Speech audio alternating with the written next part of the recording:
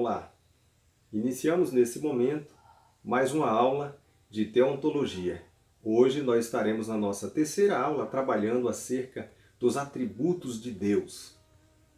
Nós, neste momento, estaremos falando acerca dos atributos de Deus e, a partir deste momento, eu vos convido a estar participando conosco da nossa aula e assim também compartilhando o nosso vídeo para que outras pessoas possam compreender este assunto tão importante que é os atributos de Deus.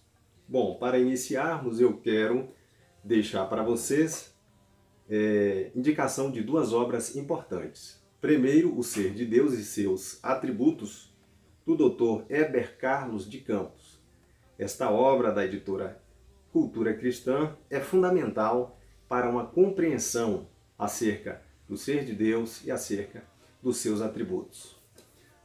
A nossa disciplina é teontologia, que trata acerca de Deus, dos atributos do ser de Deus. A teontologia estuda a pessoa de Deus e as suas obras.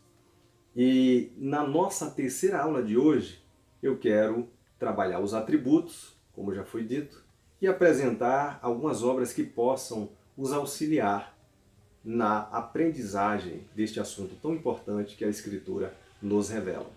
Outro livro importante que eu quero que vocês vejam e talvez adquiram é esse livro da editora Fonte Editorial, O Amor de Deus Derramado em Nossos Corações, do professor Ayrton Williams. O Ayrton Williams apresenta um comentário excelente acerca do amor de Deus aqui, vocês possam adquirir para enriquecer e ampliar os seus conhecimentos acerca do ser de Deus e dos seus atributos. Bem, antes de classificarmos os atributos de Deus, vamos entender um pouco mais acerca dos atributos. Bom, é importante entender que Deus ele não pode ser explicado e definido de forma plena. E nós não podemos compreender Deus em sua totalidade, em sua plenitude. Mesmo estudando os atributos de Deus, nós não somos capazes de descrever Deus em sua totalidade. Podemos conhecer a Deus de forma limitada, através daquilo que está revelado na sua criação e na sua palavra. Algo que precisa ser considerado é que nós conhecemos Deus apenas com base naquilo que Ele nos revelou na Escritura, ou através daquilo que nós vemos através da sua criação, daquilo que existe no cosmos como um todo. No entanto, devemos nos confortar na verdade de que Ele certamente nos revelou tudo o que de fato precisamos saber.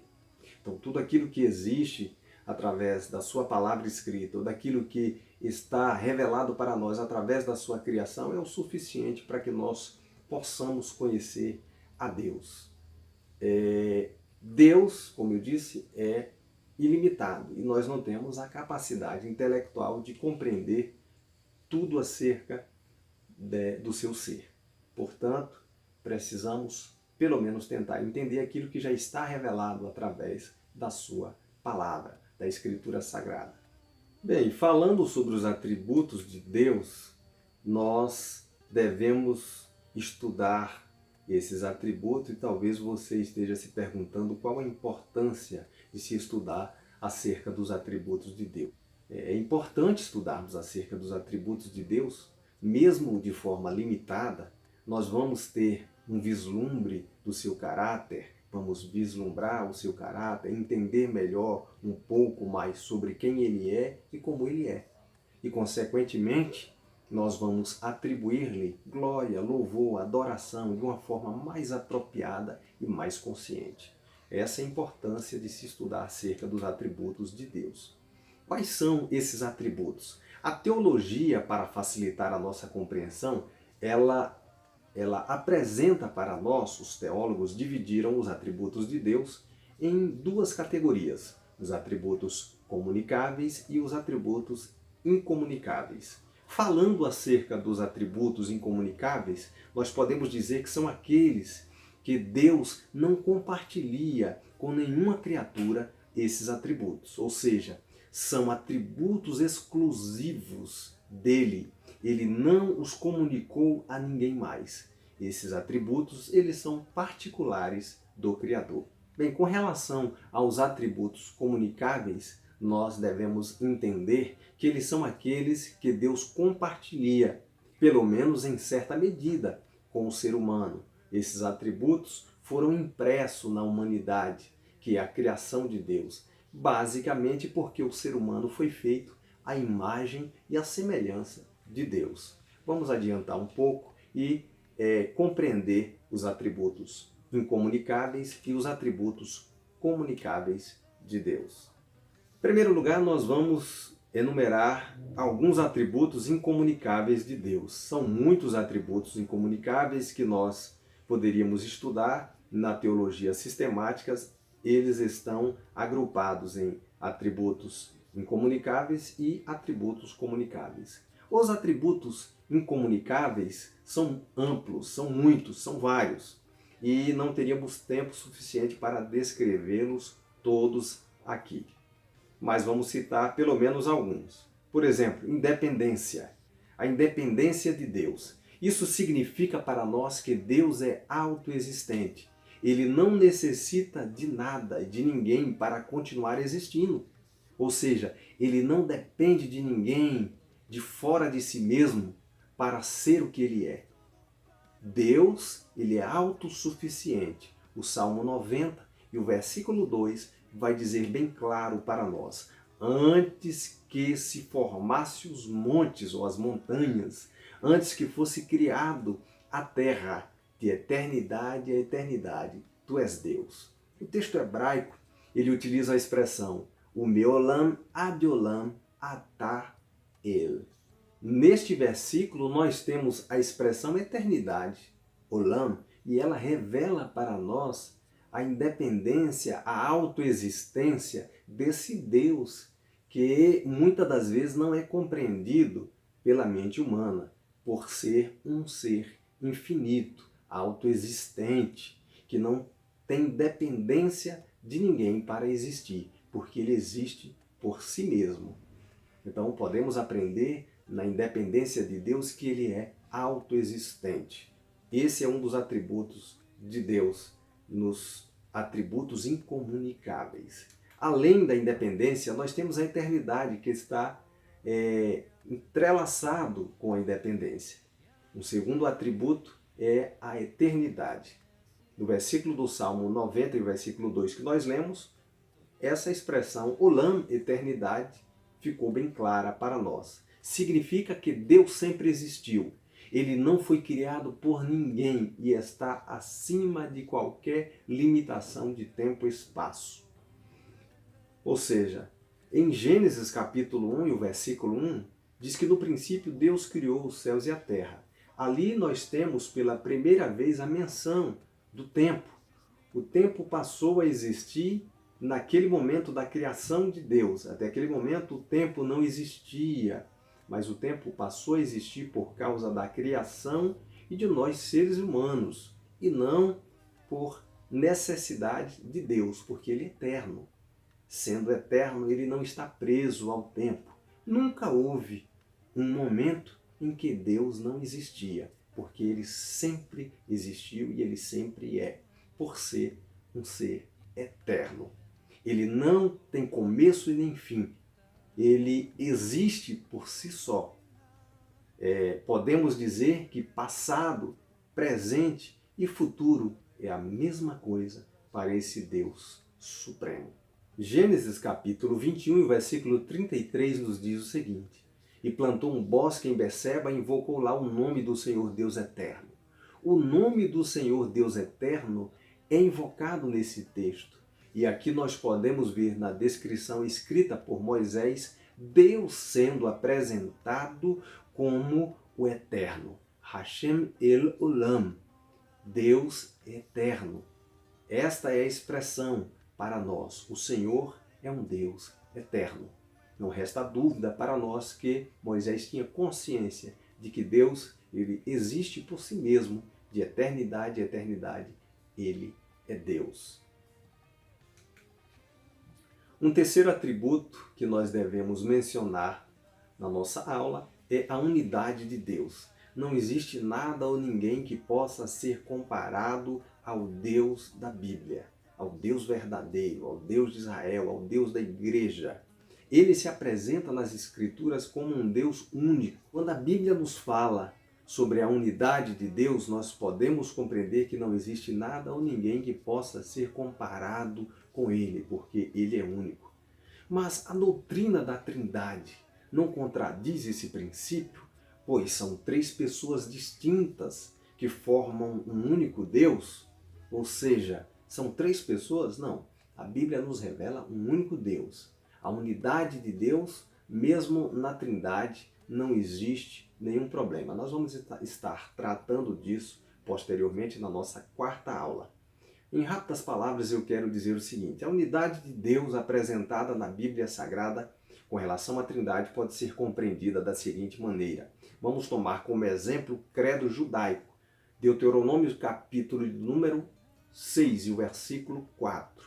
Nesse texto, a Bíblia diz: ouve Israel, o Senhor teu Deus é o único Deus.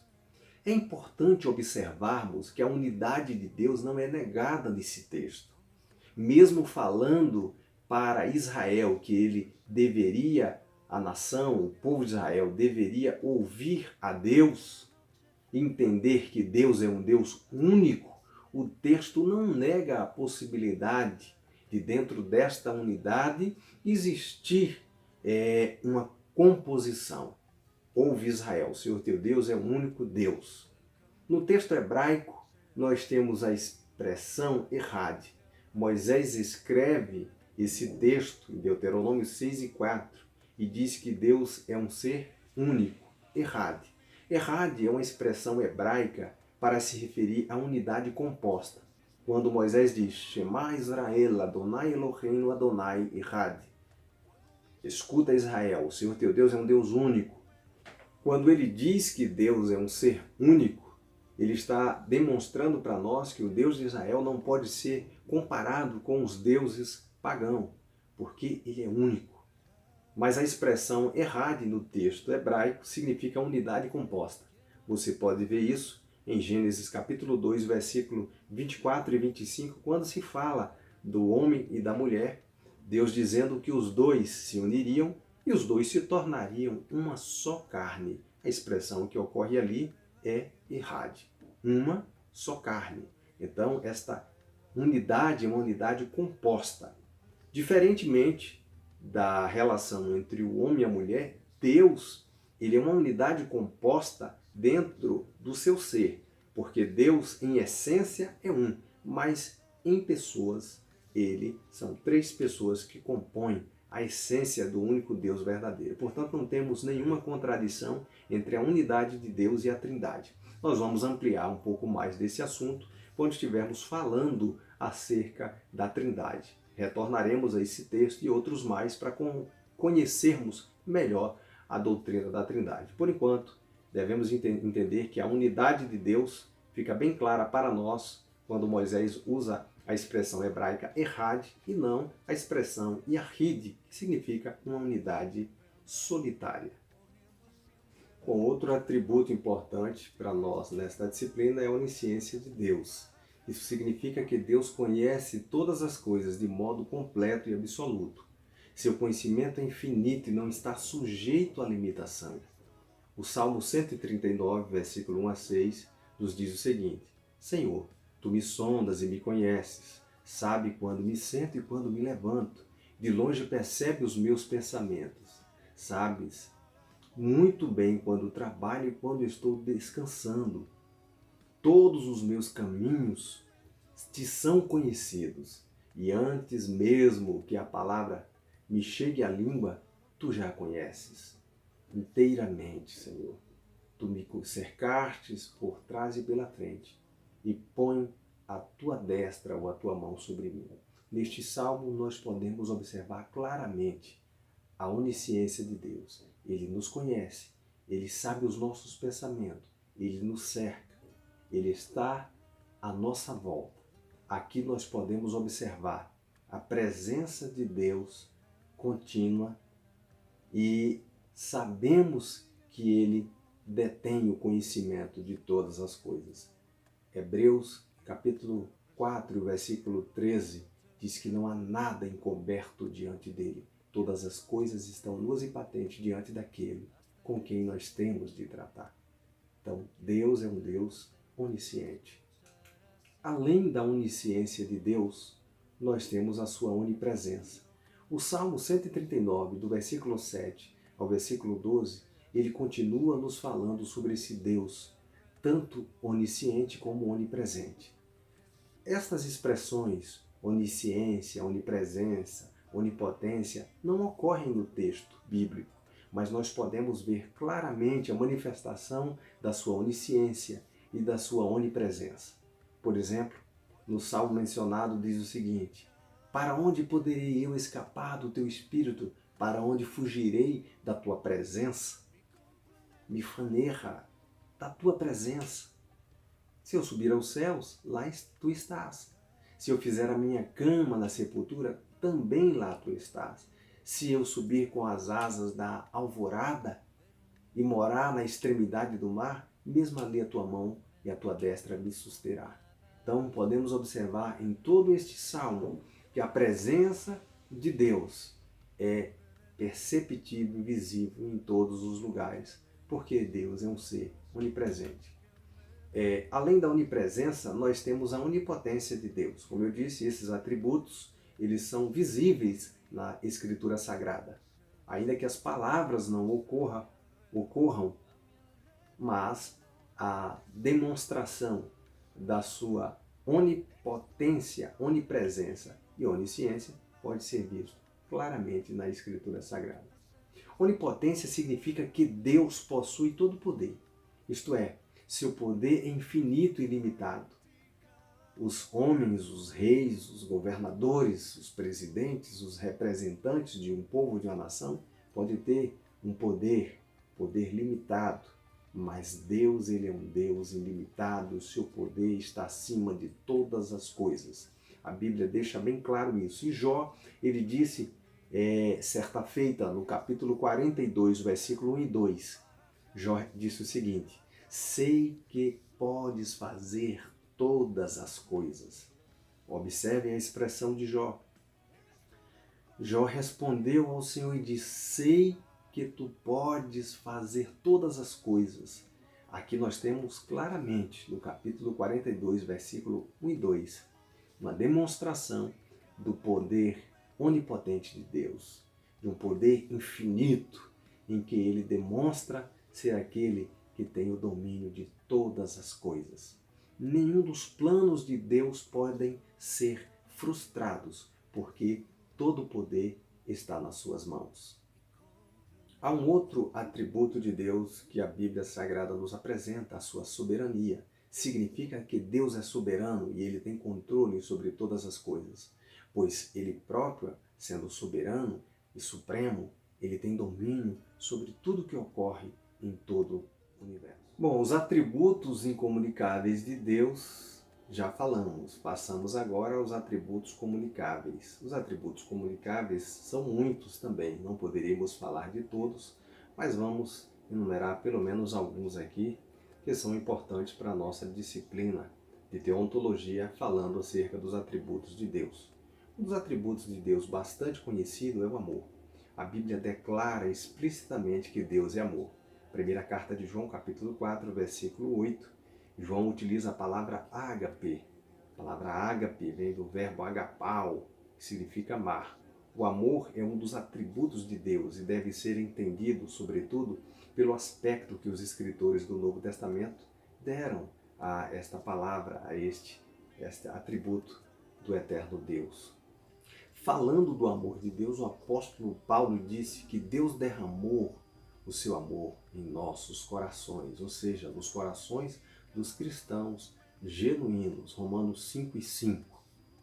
O texto talvez mais conhecido das Escrituras Sagradas seja João 3,16. Porque Deus amou o mundo de tal maneira que deu seu Filho unigênito para que todo aquele que nele crê não pereça, mas tenha a vida eterna. O amor de Deus é apresentado nesse texto de João, capítulo 3, versículo 16. Agapesen ho theos, o amor de Deus. Esse amor é revelado na sua qualidade que é demonstrada através do sacrifício vicário de Cristo Jesus na cruz do Calvário. Portanto, esse é um dos principais atributos de Deus mencionados na Bíblia Sagrada. Outro atributo que a Escritura nos apresenta, além do amor, é a bondade. A bondade de Deus é revelada nas Escrituras Sagradas. Esse atributo está diretamente ligado ao atributo do amor, enfatizando a benevolência de Deus. Podemos dizer que Deus é bom. O salmista já nos diz isso. A bondade de Deus também implica na realidade de que tudo o que Ele faz é essencialmente bom e legítimo, mesmo que o homem não compreenda. De acordo à palavra de Deus no texto do Salmo, diz o seguinte: pois o Senhor é bom e o seu amor leal e eterno. A sua fidelidade permanece por todas as gerações. Vemos assim o amor de Deus sendo revelado na Escritura Sagrada. Outro atributo de Deus é a santidade. A santidade de Deus significa que Ele é completamente separado do pecado e totalmente comprometido com a sua honra. Ele nunca está relacionado a qualquer impureza ou a qualquer comportamento indigno. Deus, um Deus santo. Levítico capítulo 11, versículo 44, nos diz: pois eu, o Senhor, Deus de vocês, sou santo. Consagrem-se e sejam santos, porque eu sou santo. Não se tornem impuros como qualquer animal que se move rente ao chão. Então esse texto fala de santificação. A palavra kadosh nesse texto revela a santidade de Deus. Kadosh significa santo, ser separado, assim como hagios no texto grego significa santo, separado. Portanto, nós também devemos nos santificarmos como servos deste Deus soberano que é santo e perfeito em todos os seus atributos. Sem santificação, o homem não verá a Deus. Outro atributo para a nossa aula de hoje é a paz. Uma palavra bastante conhecida na Bíblia é a palavra paz. Ela vem do hebraico shalom e do grego eirene.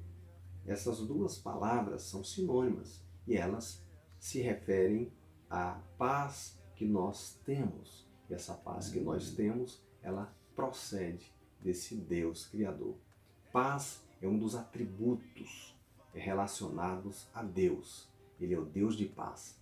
Josué capítulo 6 e o versículo 24, Gideão entendeu isso perfeitamente. Gideão disse: o Senhor é a paz. Aqui nesse texto de Josué, nós aprendemos que Deus é a paz. Assim, Ele é a nossa paz. Portanto, paz nesse texto é a expressão shalom, que revela a paz de Deus. Finalizamos a nossa aula de hoje dizendo que esta lista de atributos de Deus não deve ser entendida como uma lista exaustiva, já que se trata de um estudo limitado. Aqui nós aprendemos de forma limitada acerca de Deus. Não podemos compreender Deus na sua plenitude, como disse, mas podemos conhecer um pouco de Deus naquilo que está revelado nas páginas da Bíblia Sagrada.